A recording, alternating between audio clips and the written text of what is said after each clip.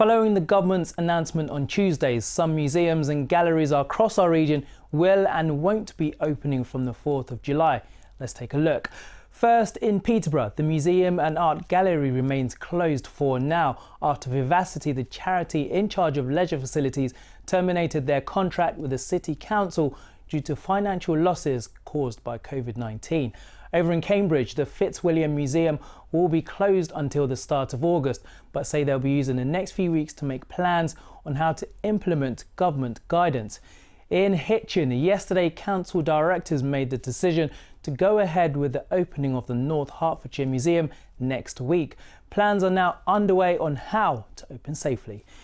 Meanwhile, at the St Neots Museum, access will be limited when they open, but they will be providing hand sanitisers, free masks for visitors, as well as visors for their volunteers. They say they are pleased to be opening again.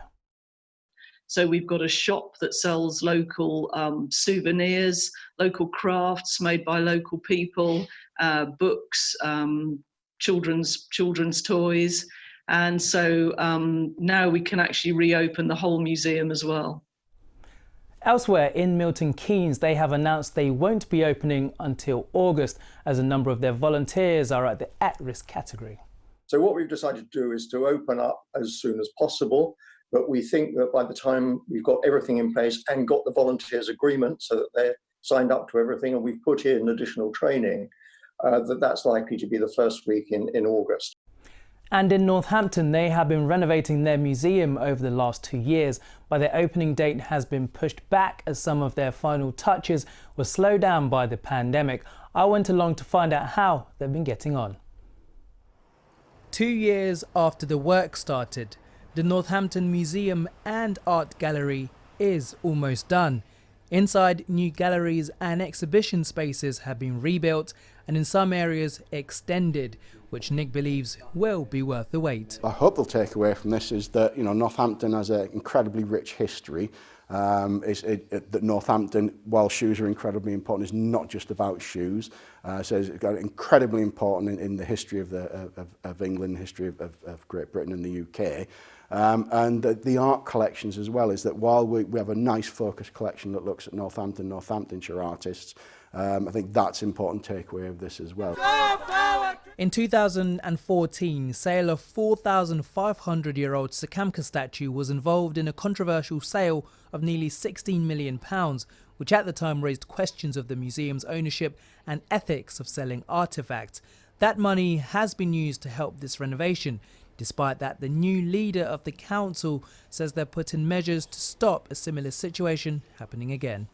We've subsequently created a new policy for any item that might be considered to be disposed. We'll be as stringent as any museum in the country in whether or not we dispose of items, but that's happened now.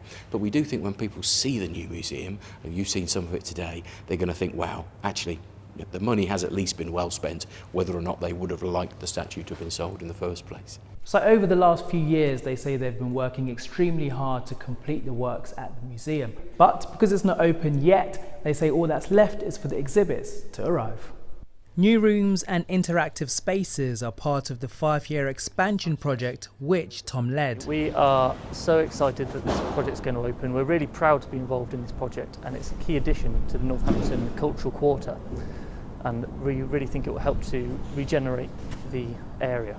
It's a shame that people haven't been able to visit the building yet, but we feel sure that it'll be worth the wait.